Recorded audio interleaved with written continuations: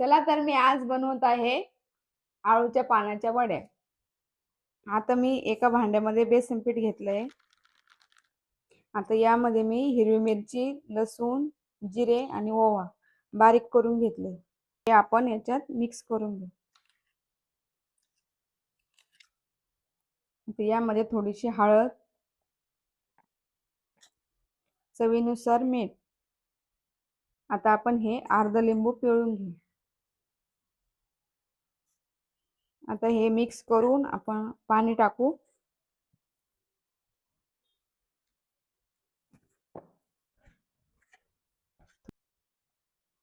आता थोडं थोडं पाणी टाकत राहायचं घट्ट होईपर्यंत.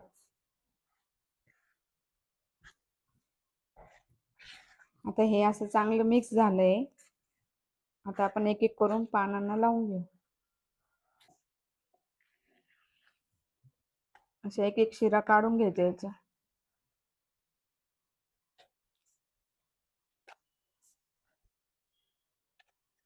आता हे जे मिश्रण केलंय आपण हे पानांना लावून घेऊ.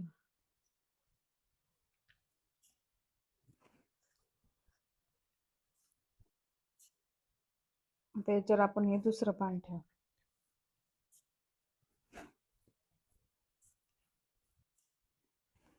आता त्याला पण लावून घेऊ पीठ. आता आपण हे पूर्ण 5 पानं घेतले.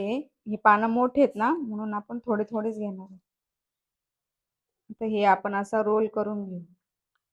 त्याला पण थोडं थोडं पीठ लावायचं.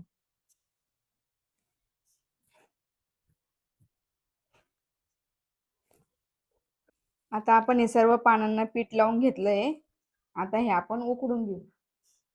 आता या भांड्यामध्ये आपण पाणी घेतलंय. गॅस चालू करू. आता आपण यांना थोडं थोडं तेल लावून घेऊ. आता याच्यात एक एक करून ठेवून घेतलंय. मग आपण उकळायला टाकू. आता हे आपण उकळायला ठेवू.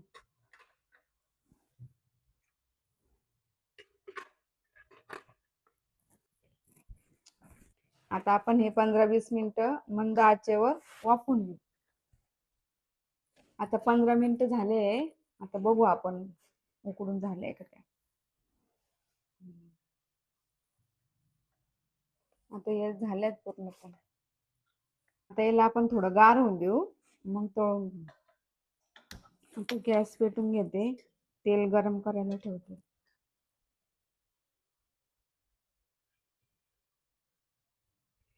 बघा आता अशा पद्धतीने आपण कट करून घेऊ.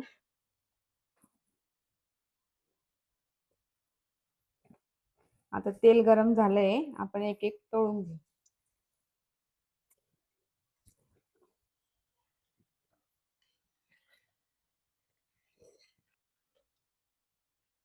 छान असं तळून झालंय.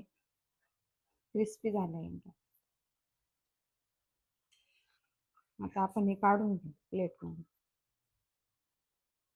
हो, कशी झाली आळू वडी सांगा ना.